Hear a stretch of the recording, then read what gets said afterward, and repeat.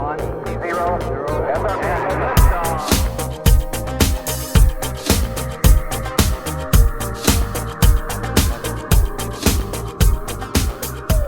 guys, welcome back to Filter.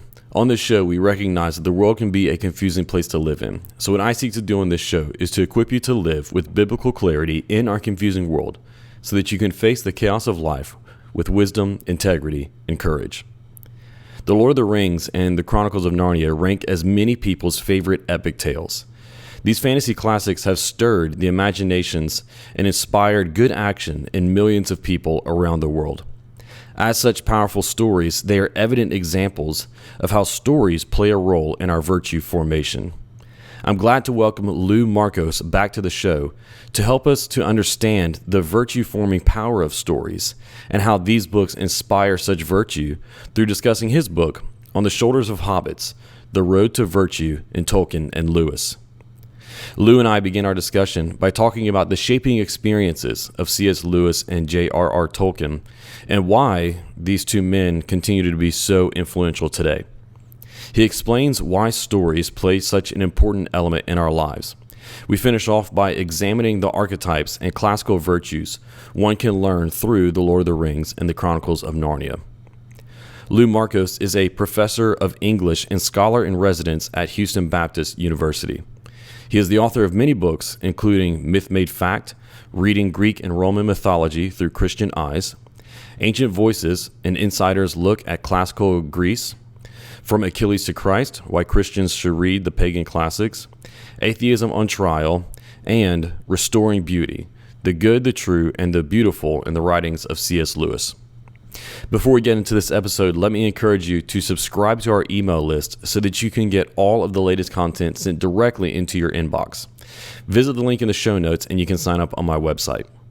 Also, be sure that you're subscribed to Filter wherever you get your podcasts so that you can get all future episodes right on your homepage. Lastly, if you're helped by this content, we'd really appreciate it if you left us a rating and review and shared this show with your friends. Leave Filter a 5-star review on Spotify and write a review on Apple Podcasts. This will only take a minute of your time, and when you take these simple steps, it greatly helps us to get the message of biblical clarity out to more people. Well, without any further delay, let's jump into this conversation that I got to have with Louis Markos. Lou, welcome back to the podcast. It's great to be back on, Aaron. Well, I'm really glad you're back on. Thank you for making the time. I've been looking forward to it. Really enjoyed talking with you last time you were on here and been looking forward to this one. Like I was telling you before we got started, I've been reading your book that we're talking about today, On the Shoulders of Hobbits, and loving it. Full disclosure, not finished, but eating it up so far. It's really great. So thanks for coming back. You didn't get to the vice part, so we don't have to talk about vice. We'll focus on virtue. That sounds good.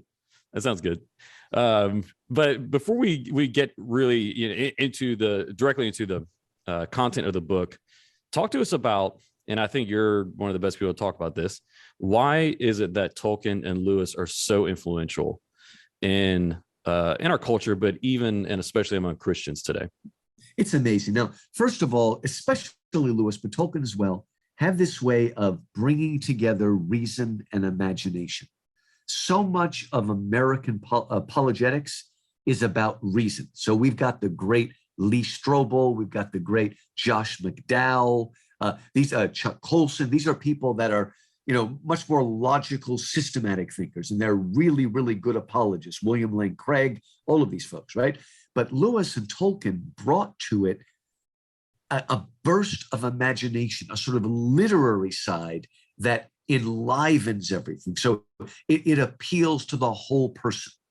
And, Lewis, again, he helped us to see that, yes, you're a Christian. You don't have to check your mind at the outside of the church door, right? So reason's important, but we don't have to be afraid of the imagination, that we can take these rational ideas, these apologetics, this logic, and incarnate it in fiction, in imagination, in story. After all, the virtues were taught to people for time immemorial through stories.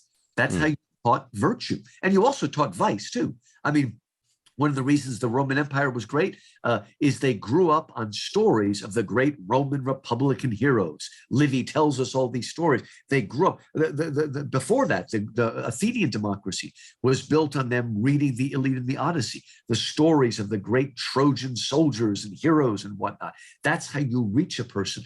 And, you know, Aaron, you probably remember, I don't know, it's been about 30 years ago when William Bennett, who was the Secretary of Education under Reagan, wrote a book called The Book of Virtues, in which he took the virtues and illustrated them in stories from Greek history, Roman history, the Bible, American, all different places, right? Fairy tales. And I remember when that book came out, I said, you know what? This book coming out now is like this super original, amazing idea. But if it came out 100 years ago, people would have said, well, duh, that's what we've always done. But we needed, thank God, to remind us that the way you embody virtue and pass it down to the next generation is through story. And that's why the politically correct fairy tales they're coming out with are unbelievably destructive. They're our fairy tales and twisting them. And that's just very bad if we want to have a virtuous, morally self-regulating citizenship coming in the next generation. Yeah, absolutely. Yeah, the people who are writing these the new fairy tales and so on, they understand the formative power of stories. That's right. They know what they're doing. That's a good point, and it's kind of scary. Yeah.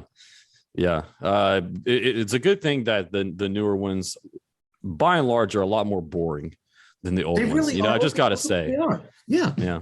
And they are the ones that are actually too preachy. Yeah. Preachy. It's completely embodied. It's organic, we might say. But they don't really care. They just want mind control. And these kids, I mean, at such a young age, they're just throwing this stuff at them. You know, everybody attacks Disney because they're the big people, but they haven't done that much yet. But it's much bigger around in stories and things like that. And we do need to be careful and watch what our kids are learning. Yeah, absolutely. So the power of their imagination has inspired people. The power of Tolkien and Lewis's imagination. It's hopeful they had a good imagination, by the way. You know, they wrote these incredible stories. What is it that shaped them and their imaginations to write these incredible epics like Lord of the Rings and Chronicles of Narnia? What is it that shaped them? I mean, they both grew up, of course, studying Greco-Roman mythology, but they also loved Norse mythology, sometimes even more so, right?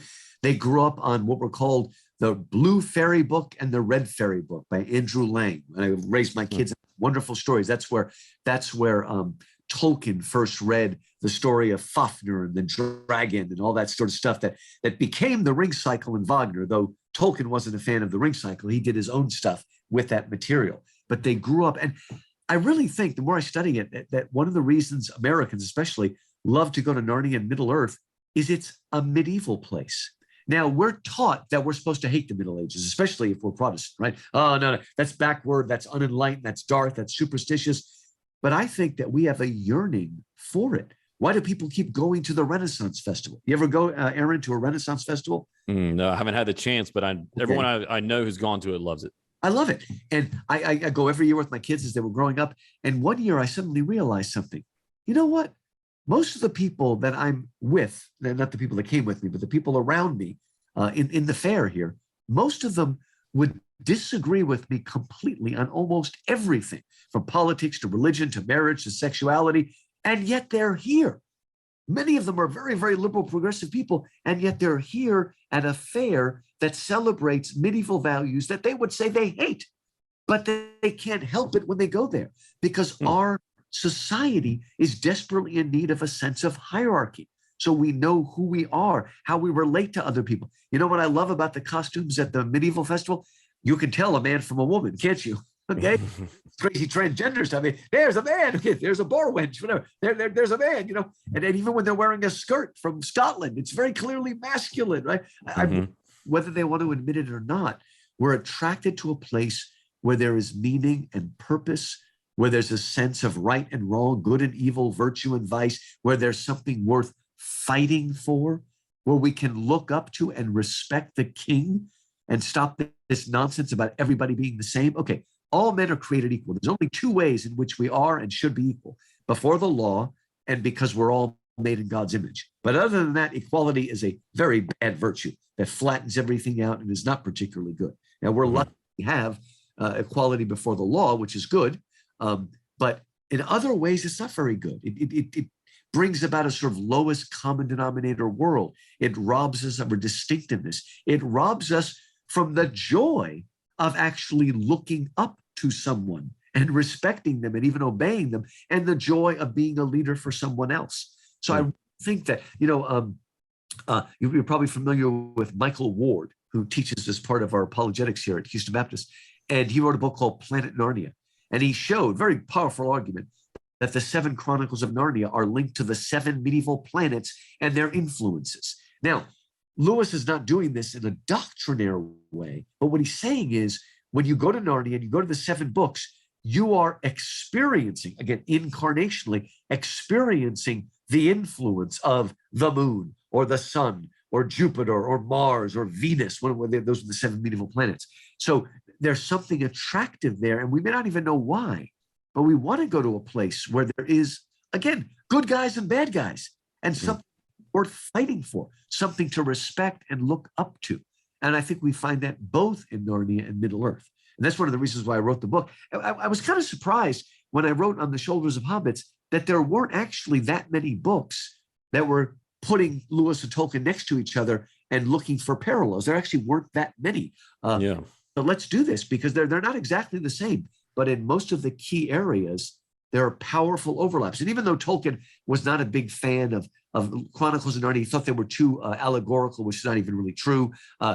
He didn't like the way they mixed things together. But still, at the core of value and virtue, there are a great deal of overlap. So we're working in the same Judeo-Christian and Greco-Roman Norse worldview.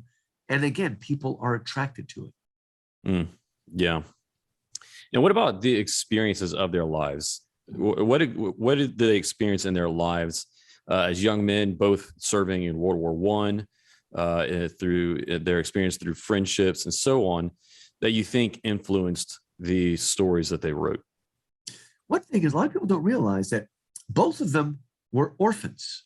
Now, Tolkien, what was it? His father died when he was 4 or 5, and then his mother died when he was about 12. So he was a complete orphan by then, and he was actually raised by a priest, Father Francis Morgan.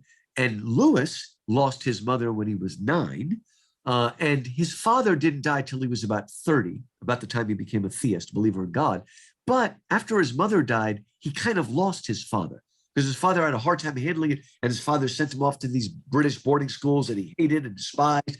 And so both of them were orphans in the storm, sort of cast adrift. And for both of them, friendship was an incredibly important thing.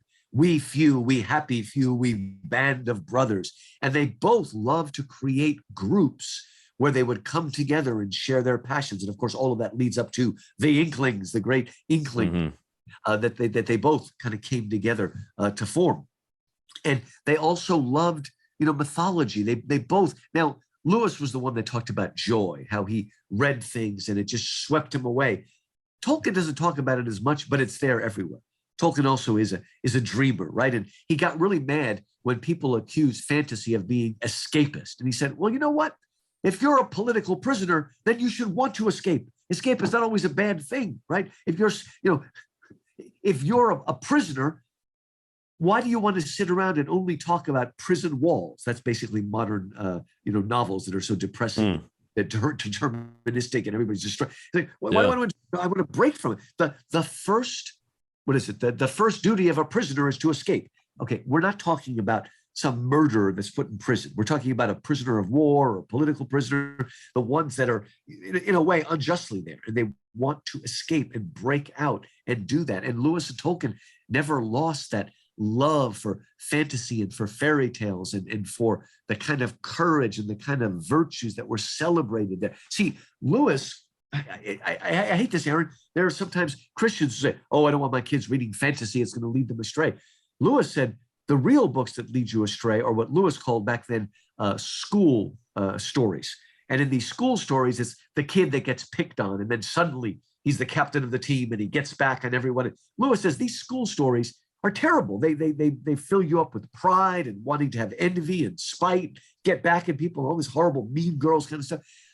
Whereas a true fantasy, Lewis says, when you're put in a true fantasy world, like Middle Earth or Narnia, it's not going to breed pride. It breeds humility. It breeds wonder. It breeds awe. It breeds gratitude and thankfulness. And I mean, but again, I just, so many Christians, of course, they're afraid, oh, magic, witches, all that sort of stuff. But a real fairy realm sort of takes us out of our own and allows us, the world is re-enchanted. And that's because we've become very jaded. Starting after World War I, people have gotten very jaded, very cynical, very sarcastic. Everything is to be seen through. We're wised up. We're not going to be fooled by anything, all that sort of stuff. Whereas Narnia and Middle Earth revive in us that childlike sense of wonder and awe. And I think people feel that, whether they realize it or not, when they visit the fantasy worlds of Lewis and Tolkien. Yeah. Yeah. And I think whenever we were talking earlier about, or whenever you were talking about the draw that people have to stories that have medieval settings or themes, though they've been taught and assumed that they're supposed to despise everything and reject everything from those times. What I was thinking was, I think it's the enchantment. I think they're drawn to this world of the knights and the shining armor and all these different things. Not just because, I mean, yeah, those things are fun, right? They're cool, but because they were part of an enchanted world. Right. And we live in such a time of, like you said, cynicism and so on. And we live in a disenchanted world. There's a longing to recover that. Like wasn't, I might be stealing this from somebody. I can't remember who's, but it's like waking up from a dream and not quite remembering the dream, but still having the feeling of it. Is that something Lewis said? I mean, he talks about that, and even Dante talks about that when he has this vision of God. It's almost like you have a dream, and then you wake up, and all the details are gone, but you still remember the emotion and the power of it. It's just there. It's just out of our grasp. Yeah, and I think people experience that, and that's what's drawing them to these stories. They did. It's what Tolkien coined the word the eucatastrophe. That's EU. EU is the Greek word that means good, like eugenics or euphonious or whatever. EU is good, and catastrophe, of course, is a downturn. So the eucatastrophe is a happy ending that comes graciously, miraculously out of it. In that case, it's basically Frodo fails. I will not destroy the ring. It's mine. And then, crazy enough, up jumps a Gollum, bites it off him, and then falls into the cracks of doom.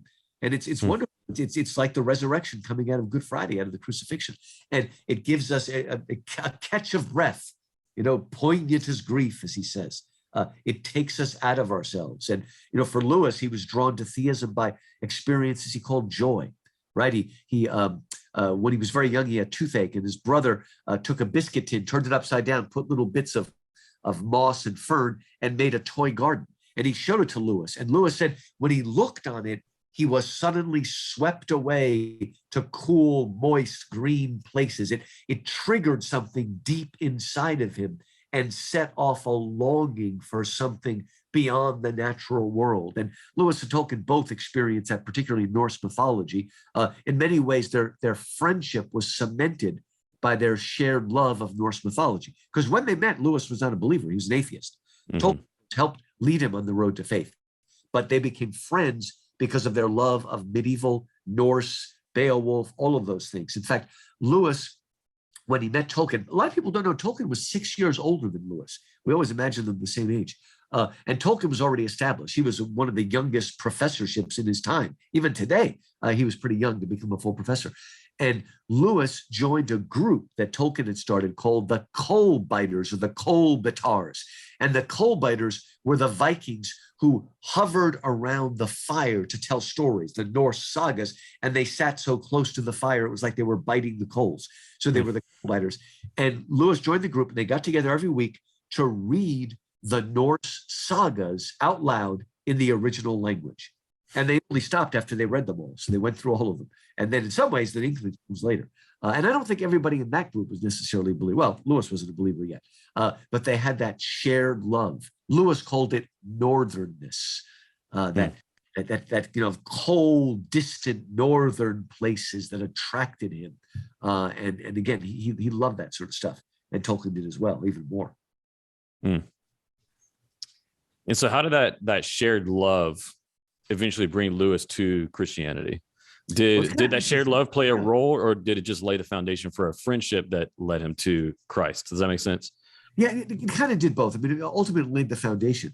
But, again, almost all your listeners know that Lewis was an atheist. But what a lot of people realize is Lewis go directly from atheism to Christianity. First, he became a theist, a believer in God. But once he believed in God, it took him another maybe year and a half before he came to believe that Jesus was the Son of God.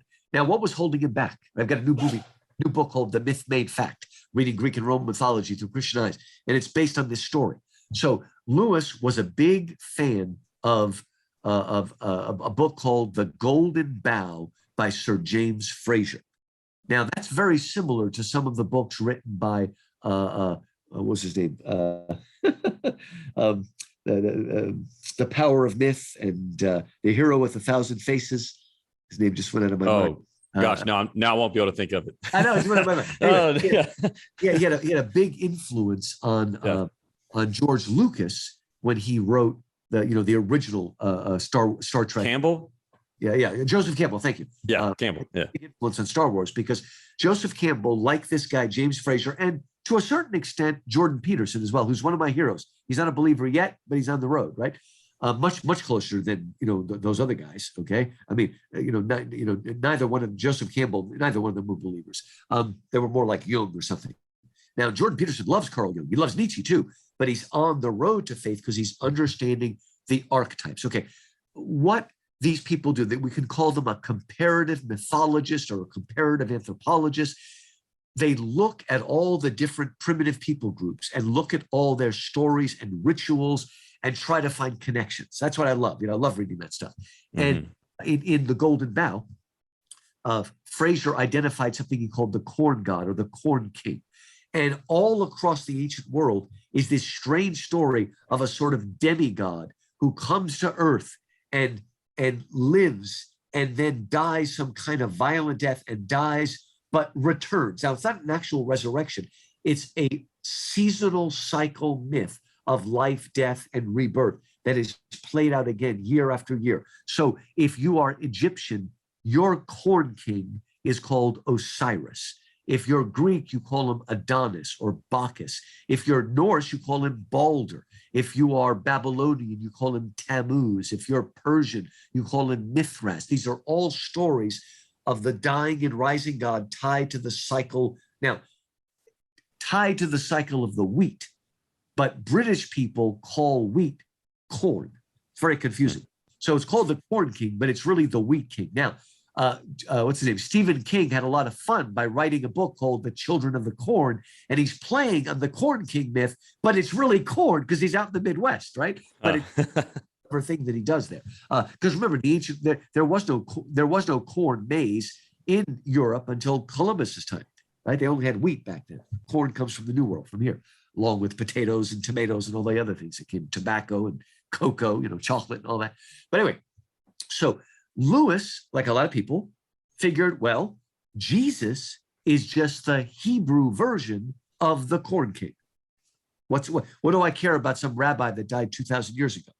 And then this was that crowning moment when Lewis was 32 years old. He and Tolkien and another man were walking along Addison's Walk. Addison's Walk is on the grounds of Magdalen College, Oxford. And it's a beautiful tree-lined path with the deer sort of in the center. And as they walked around and around, Tolkien said to Lewis, Lewis, Jack, as they called him, Jack, did you ever wonder, maybe the reason Jesus sounds like a myth is because he's the myth that became true, the myth that was made fact. I mean, think about it, Aaron. We're all made in the image of the same God. God has put in us the same yearnings and desires. And in the Gentile world, right, only the Jews had direct revelation in the scriptures, in the prophets. But in the pagan world, God didn't ignore them. They still had general revelation. They studied the cycles of nature. They studied conscience. They studied reason. They studied imagination. They told stories. And it's amazing that so many of them came up with this story, this longing. And so what Tolkien is trying to tell Lewis is that Jesus is the historical corn king. He not only fulfilled all the Old Testament law and prophets, he also fulfilled the highest yearnings of the pagan peoples. So just think about this, Aaron, right? Can you imagine if Jesus came in and yes, he fulfilled all the messianic prophecy, but he said nothing to the pagans. The rest of humanity looked at him and what is this? I've got no intimation of this is nothing. But no, it turns out that Jesus fulfills their desire, their inner desire for God to come, the death, the resurrection, the cycle. They were looking for this. And so Jesus is the true corn king. He is the savior of all the nations, or the desire of all the nations were fulfilled in him. And that's what finally, about a week later, he accepted Christ and became a Christian. He understood what was going on. And it's interesting that in Prince Caspian, with Aslan, the Christ of Narnia, the Lion King, who does he bring into that book? Bacchus. Bacchus is one of those seasonal myths of life, death, and rebirth. Bacchus is linked to the cycle of the grape, the way Persephone and Demeter are linked to the cycle of the wheat, the grain, the corn, and together that communion in a sort of odd way. So Lewis and Tolkien were fascinated by these archetypal myths that appear throughout ancient civilization, but do not find their ultimate fulfillment until Christ, the true corn king, dies and rises in real time and space. Yeah. Yeah, so Lewis, certainly not just as a professor or lover of literature, but also because as a part of his spiritual journey, loved and appreciated the power of stories. In the introduction to your book, you talk about how stories are necessary for virtue formation. I know we already talked about this a little bit, but can you just elaborate on that some more? Why is it that stories play such an important role? And maybe can you just help people to understand what you mean by that it plays a role in virtue formation, if that's new for them to hear? A lot of Christian apologists love to use the word metanarrative. Now, it's really funny because metanarrative was coined by postmodern people who denied that one existed. But it's okay. Yeah. Right? Metanarrative means meta, like metaphysical, above. Metanarrative is the overarching narrative that runs through everything, right? For a Christian, we are actually living in a story of creation, fall, redemption, reconciliation, restoration, and finally glorification. It's a story that just goes through, and we're part of that story. Don't the great stories never end, Mr. Frodo? Well, they don't. They go on, right? We fall out of them, others fall, but we're part of a story. And one thing I'd like to share, Aaron, Christians, we debate. All right, are they 6 literal days or 6 figurative? How old is the earth? How long have we been around? Now, it doesn't bother me that maybe the earth has been around for years. I think it's ludicrous to say that mankind has been around for more than 10, 20,000 years. I'm just sorry. Just look at the evidence. Look at culture. So we haven't been around. And you know what? Okay, the Christian story obviously begins with creation, right, and the fall. But God's very direct working in human history really begins with Abraham. And Abraham is about 2000 BC. So Abraham is 4,000 years ago.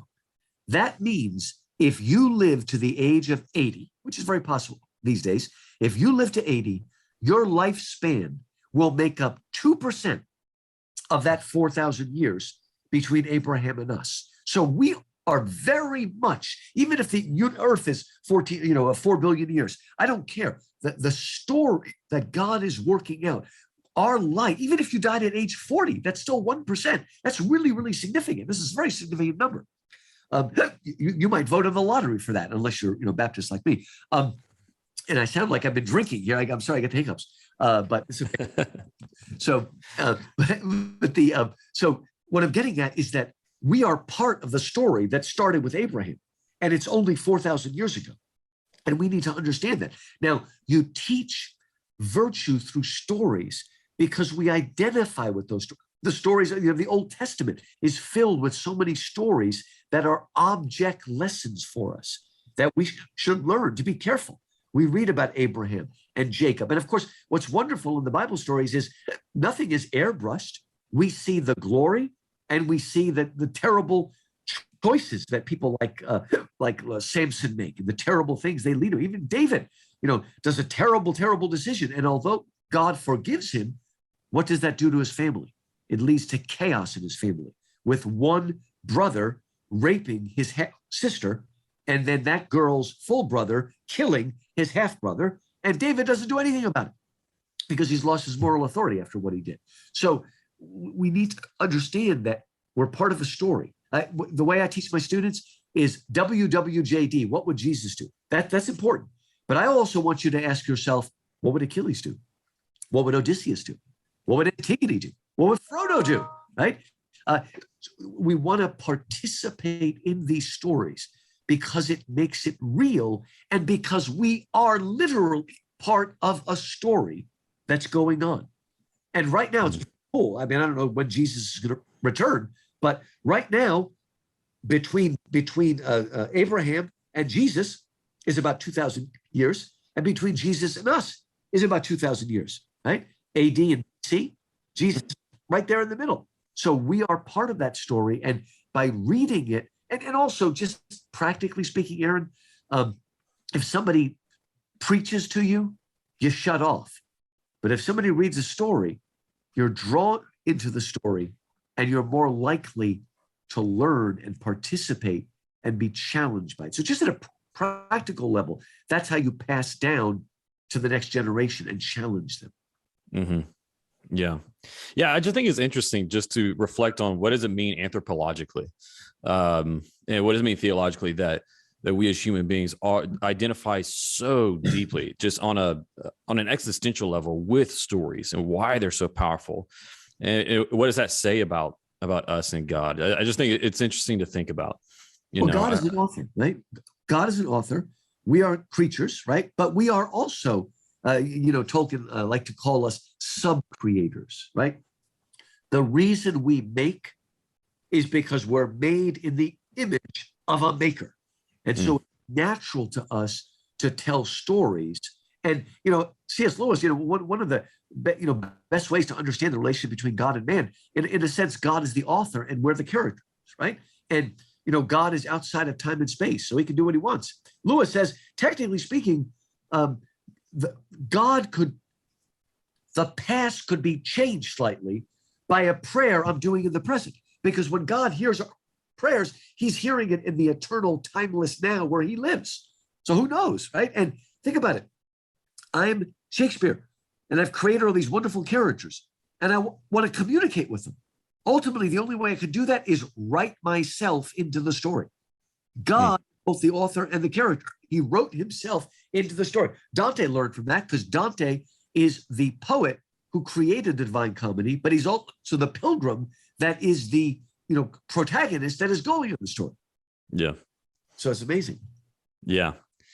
I think one of the things that it would just show, and this is something that I guess we could use, as an appeal to the world, is that it makes you question any story or any view of the world that says that ultimate reality or wherever it is that we came from is finally something that's impersonal, because you need personality in order for there to be a story. And so since we're so deeply impacted by stories and drawn to them and love telling them and listening to them, it says something about, I think, the nature of what is ultimate reality, where we came from. And it makes you question, like you said, it makes you question evolutionary story, which is say that we're here just by accident, something completely impersonal. Well, we are living in a story that's like an Aristotelian plot. It has a beginning and a middle and an end, and it's going somewhere. And the ultimate end is going to be good. Maybe bad in the beginning. There will be a eucatastrophe at the end. The way the ancient Romans, the early church said, is a felix culpa, a fall. The fall of man in and of itself is terrible, but it's good when it's viewed eschatologically in terms of history, because it led to the coming of Christ. What do we call the day Jesus died? Good Friday. Good Friday. Have we lost our minds? That's the worst day in history. Yeah. It's not good. But when viewed in terms of the meta-narrative, it's good because it leads to Easter Sunday. Yeah. And Tolkien really understood that and wrote it into the very, very fabric and weave. I grew up Greek Orthodox, and on Easter, we sing this song, Christ is risen from the dead by death, trampling upon death, and to those in the tombs he granted life. Now, it sounds better in Greek, because the Greek syntax says, Christ is risen from the dead by death, death trampling. You could say that in Greek syntax. By death, death trampling. So both words of death are right next to each other, but with a different ending. Wonderful. This is the magic, the eucatastrophe of Holy Week, that out of the death and crucifixion, the head of the serpent is crushed and Christ raises. And then in him, we all rise and have resurrection bodies. So that's the happy ending.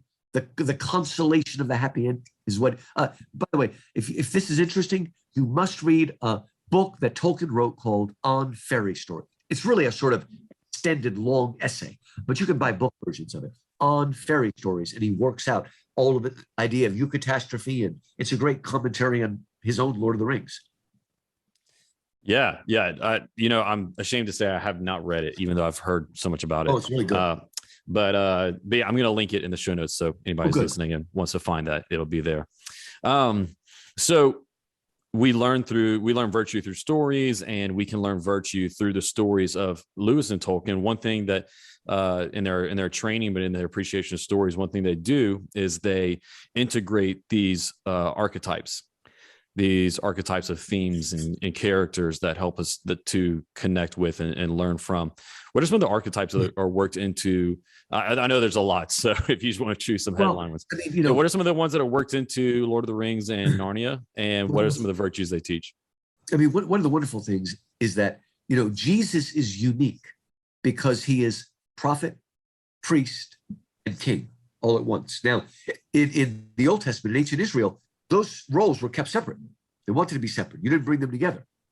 Jesus, the Messiah, is both king and priest, and ultimately prophet as well. All of these. Now, what Tolkien does is he takes those three and he divides them amongst his three most messianic characters. So Gandalf, prophet, Frodo, who bears the weight of the ring, is the priest, and of course, Aragorn is the king. And all three of them are Christ figures, Aaron.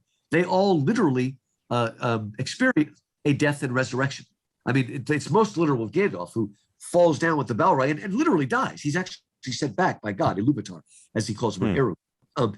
Now, what about Aragorn? He goes through the paths of the dead, where he brings back the ghost armies, and quite literally dies in the paths of the dead and comes back alive. And then Frodo, even though Frodo was all the way up high when he meets Shelob, he's in a cave. Isn't it interesting? They're all in caves, right? By the way, that's something that sometimes the Corn King does. He may go into a cave. He's the initiate facing something. He's killed.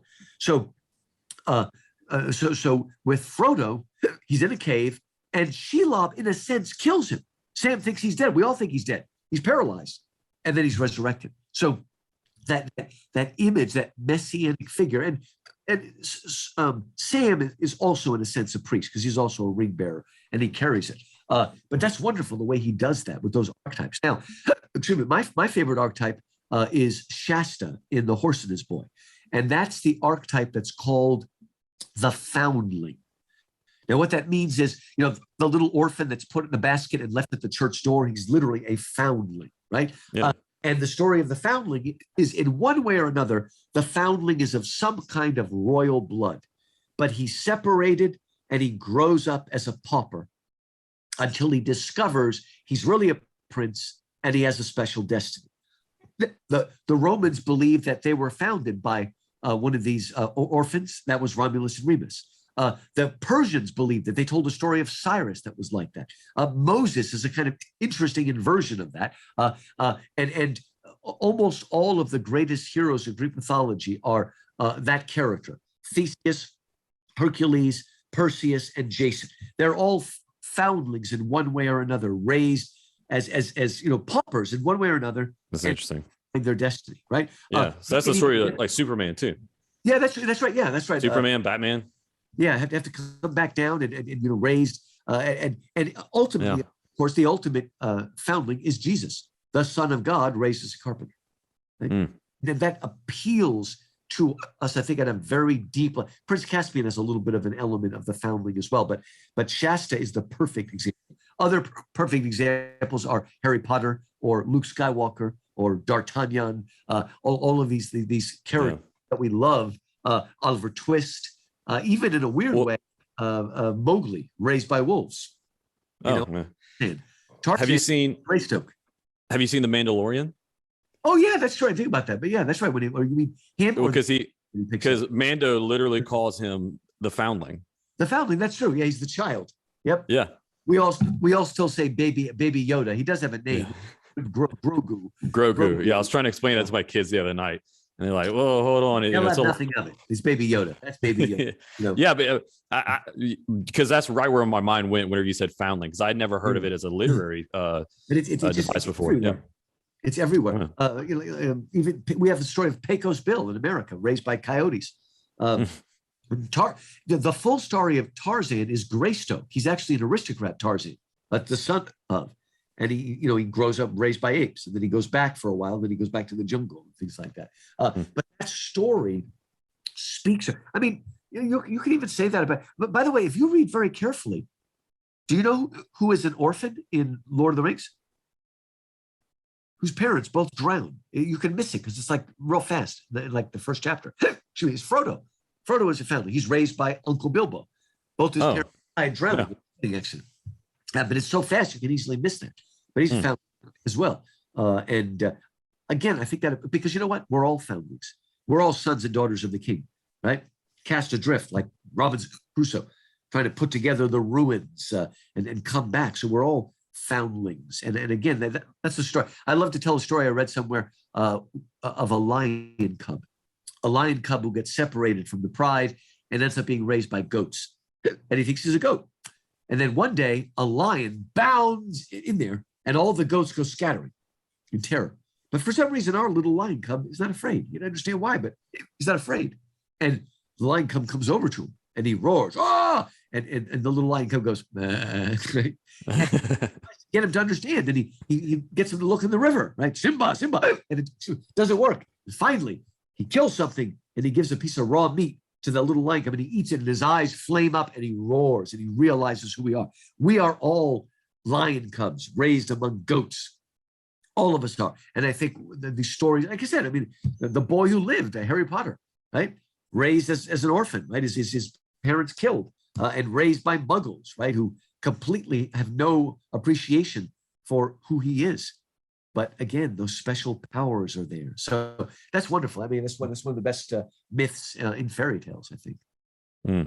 But there's also the cautionary myth that's often called the Byronic hero, because Lord Byron, but it's basically the person who is not necessarily an evil person, but he ultimately tastes of forbidden fruit or breaks a taboo, and that cuts him off from humanity, and he can't go back to the farm. He might in the beginning want to do good things like Frankenstein, Dr. Frankenstein, but he takes the forbidden fruit and is cut off.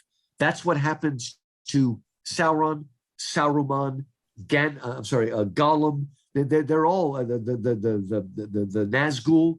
They're all versions of that. So is Queen Jadis and Uncle Andrew in The Magician's Nephew.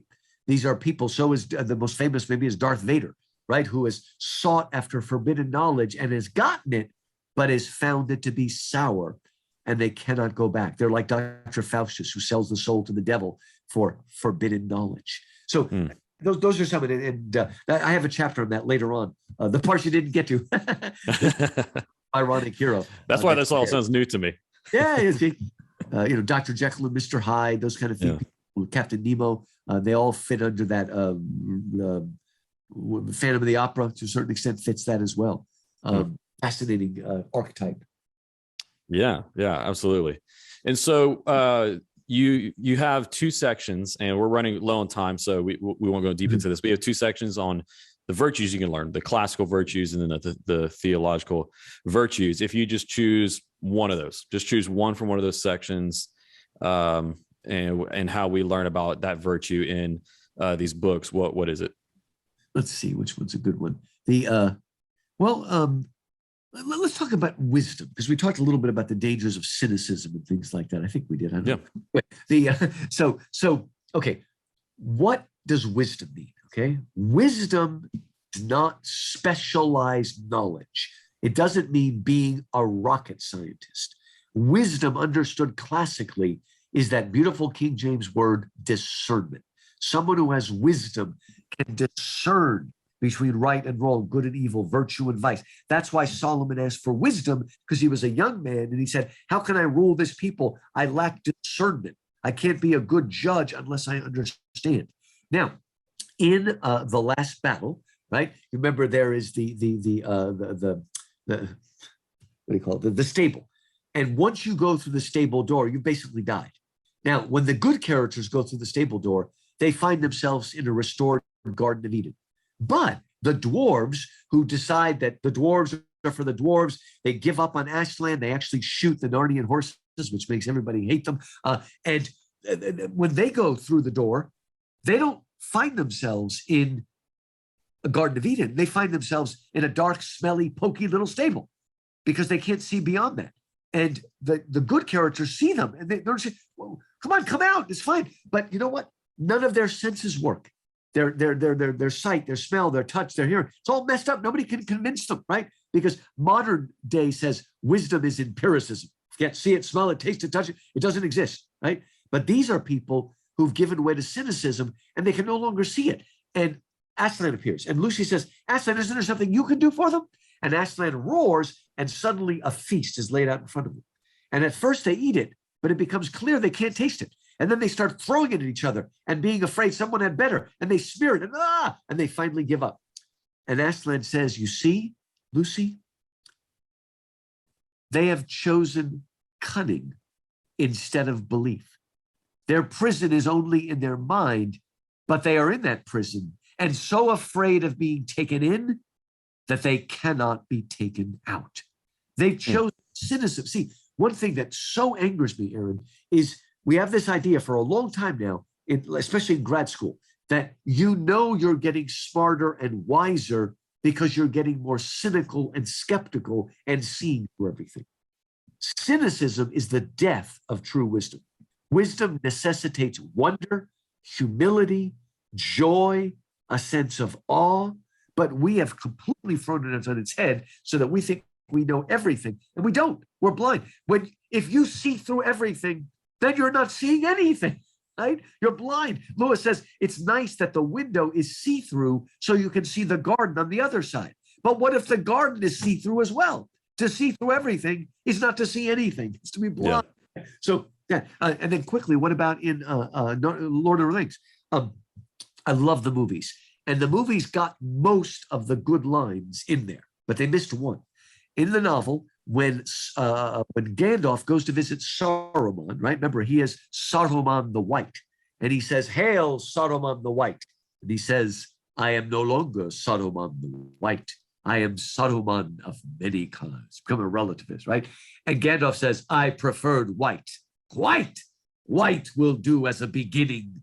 The white cloth can be dyed. The white light can be broken. The white page can be written upon. In which case, Gandalf retorts, it is no longer white.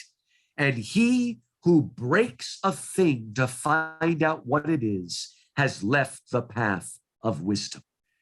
We use a verse by William Wordsworth, a romantic poet. We murder to dissect. We think that knowledge comes by cutting and cutting. This cynical age, this age of critical race theory and everything else that cuts and divides and divides. And we think that's bringing us closer to wisdom. It is not. It's kind of madness. True wisdom brings together. It synthesizes. It unites. It is love. What is love? The two into one. Love is a power that unites and brings together, not destroys. Who would have known this, Aaron? Okay. What's more powerful, an atom bomb or a hydrogen bomb? No, I don't know. An atom bomb is a fission bomb. It works by splitting the atom and exploding, right? A hydrogen bomb is a fusion bomb that works by fusing the atom. Now, I would think, well, if you thought that an atom could do anything, I would think that the splitting of the atom would cause more power. But actually, the fusion in a hydrogen bomb is like 100 times more powerful, right? And in fact, sometimes it takes an atom bomb set off to give you the heat to cause a hydrogen bomb. That's why if we could find cold fusion, we would have no problem with any energy or anything, right? But what I'm getting at is that there's more power in the bringing together, in the unity. Christ is the two into one, fully man and fully God. Heaven is we will be fully ourselves, but we'll be fully in God at the same time. That is heaven. It's the two into one. It's the magic that is written through all of life. But all we want to do is dissect and cut and break down. And we think we're wise, but we are blinding ourselves. So that in The Magician's Nephew, when Aslan sings Narnia into being, kind of stole that from the Silmarillion, when he sings it into being, the good characters, it's the most beautiful sound they've ever heard. But the evil characters, the Mephistopheles ones, Queen Jadis and Uncle Andrew, hate the music. They put their finger in their ears. They find it painful to listen to. So again, he who breaks a thing to find out what it is has left the path of wisdom. That's good. So much more that I wish we could go into. It's great. We just scratched the surface, but it's good. Yeah, but hey, that's why the book is there. They say the way my book works, it's 4 square, 4 parts with 4 chapters each, and every chapter talks about something from Narnia and something from Middle Earth. And so the first section is called The Road. What does it mean to be a pilgrim, to live on the road? What's the end of the road, the dangers of the road? Then the second part is the 4 classical virtues: courage, wisdom, justice, and self-control. And then the third section is the theological virtues: faith, hope, and love. But I wanted 4 square, so I added friendship, because Lewis and Tolkien treated friendship almost as one of the highest Christian virtues. And then the last 4 chapters are things like vice and evil and what the nature of evil is, including those Byronic heroes that I talked about before. So fun. Yeah, it's been a while since. Do you know, when I wrote that, it was supposed to be published this year, and then it got delayed a whole year because, if you remember, The Hobbit was delayed a whole year. Do you know The Hobbit was supposed to be directed not by Peter Jackson? It was supposed to be directed by what's his name? Guillermo del Toro, the guy who did the Hellboy season, and he won the Oscar for The Shape of Water, and Pan's Labyrinth is probably his best movie. He was going to do it. For some reason, it got delayed, and he never did it. But I would like to have seen what he would have done. It would have been more fantasy fairy tale land, where Peter Jackson likes to go for realism. And of course, I like Peter Jackson, but he would have probably been more strange or something, like the Horse Bride or something crazy like that, but anyway, so good stuff. Yeah. Man, we made it through. Yeah, wonderful. Well, I'll have like I said before, I'll have the book linked in the show notes so that you guys who had your interest piqued by this conversation, there's so much more to go into there, and archetypes and virtues, vices, and so on. And so you guys will love it. Definitely go pick it up. Lou, just thank you so much for your time once again. I enjoyed this conversation, and thanks for coming on Filter. Great to be on. Blessings to all.